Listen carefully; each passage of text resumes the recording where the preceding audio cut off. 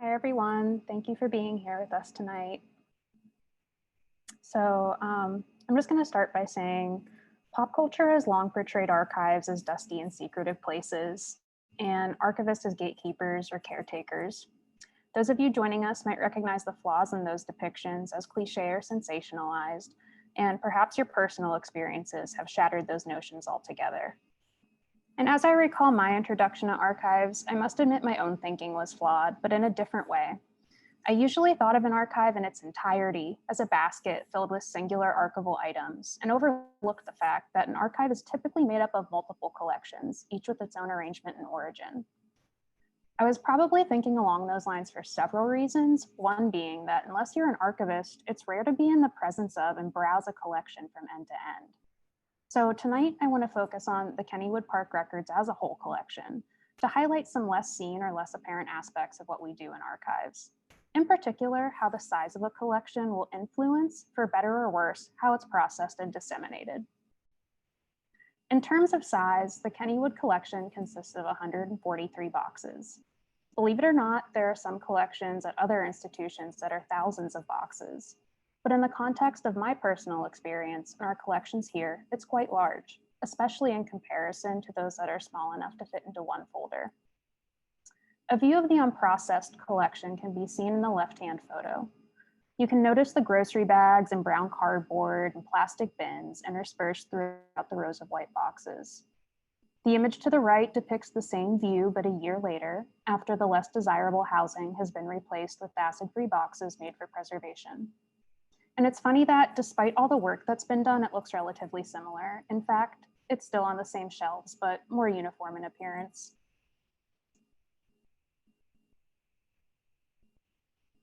Another before and after contrast exists inside each box, between the original discolored folders of correspondence pictured here on the left and the new ones to the right, which I've also labeled with a clear title and date. And speaking of dates, the collection spans 120 years of the park's history, from its establishment in 1898 as a trolley park to 2018. Such a time span is at the core of the collection's strength and weakness. On one hand, it's invaluable because comprehensive collections of amusement park records are few and far between. On the other, 120 years of records includes an array of types and formats, all with their own characteristics and preservation needs. With that in mind, I'll share a few examples of those materials and how I've worked with them. I'll start with one of my favorite parts, which was opening the annual correspondence. Most of them look like what you see here on the left, a brown paper package tied with twine, and to the right, the unwrapped package reveals a stack of grimy folders. Even though I knew it was inside each one, it always felt like I was opening a present.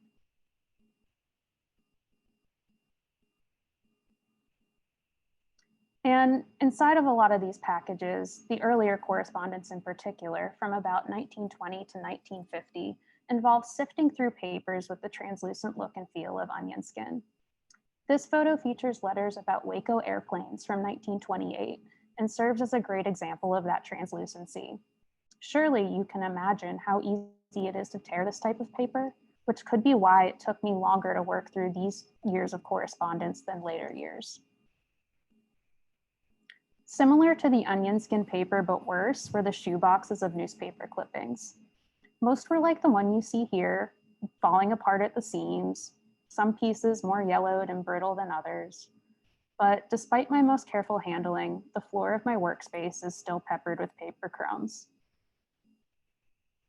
But then there were some materials like these volumes of spiral-bound scheduling books, and they required less attention and handling altogether. At the other end of the materials spectrum, we have a couple hundred magnetic tapes and films, which are encased by plastic cassettes or spooled on reels. The black cases you see here contain VHS tapes from the mid-1980s. Some we could view, but functioning playback equipment for the other obsolete formats, like 2-inch quad tapes, are difficult to find.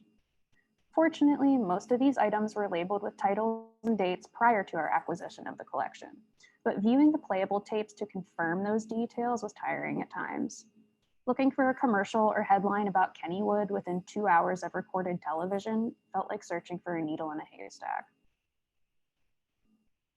Working my way through the blueprints and drawings was just as cumbersome, but more so due to the unwieldy nature of oversized items. This tricolor rendering of leaping rabbits was made by the McBride Sign Company in 1970 as a proposed sign for the Jackrabbit roller coaster. Unlike typical correspondence and other text-based materials, graphic documents like this are stored apart from the rest of the collection in large, shallow boxes so they can be preserved unfolded.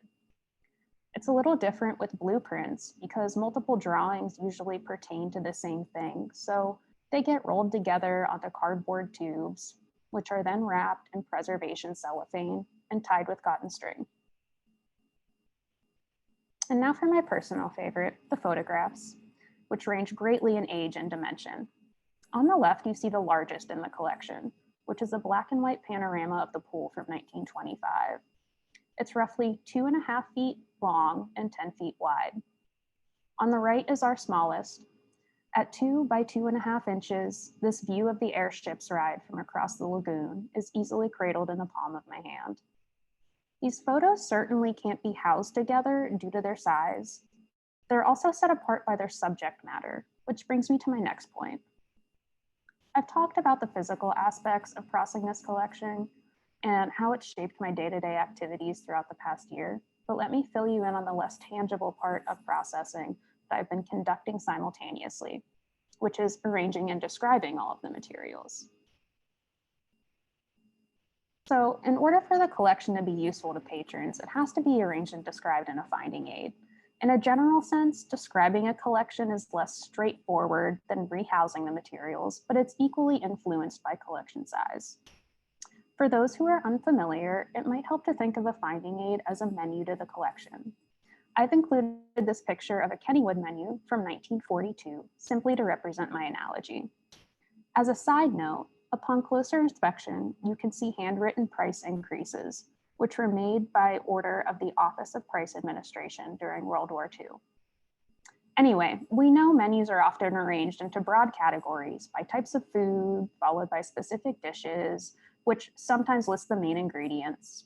Well, a finding aid maps the materials out into broad series, which contain smaller groups, which consist of individually titled folders. This snapshot from the back end of our system shows that hierarchy in list form. And here I've arranged and identified folders of correspondence pertaining specifically to rides and attractions. Looking closer at the list, you can see the names of individual rides, engineers, companies, and the physical location in the collection. But determining this arrangement required me to make and weigh multiple observations, like how the park kept their records over the years, potential research interests, and archival criteria. Since 1898, Kennywood has interacted with hundreds of distinct people, companies, and organizations, many of which were local. As a result, keeping track of all those major subjects, names, and places represented throughout the collection has required a lot of attention and detailed note-taking. You can see in this photo of box 10 how I inserted strips of scrap paper into folders, which has functioned as a breadcrumb trail for me. It's proven to be the most reliable approach to finding my way back to items I felt might be of significance to the history of Kennywood and broader historic narratives. Last year during this program, I talked about how I was familiarizing myself with Kennywood in the collection. In retrospect, it's been a lot like getting to know another person, and that it's taken some time and patience. Truth be told, I'm still learning things here and there, especially as I revisit items. That being said, the work here isn't done. The next step in this project is to select materials to be digitized and shared online. For instance, the mid-century color photograph you see here of parkgoers enjoying the auto ride might make the cut. And while it's impossible for every item, we plan to digitize approximately 750 manuscript pages, 2,000 images, and 12 recordings, which is another multifaceted process in and of itself. So I hope this interview of my work with the Kennywood collection has provided some insight into what we do in archives. Thank you for joining us, and we look forward to sharing more of the collection with you soon.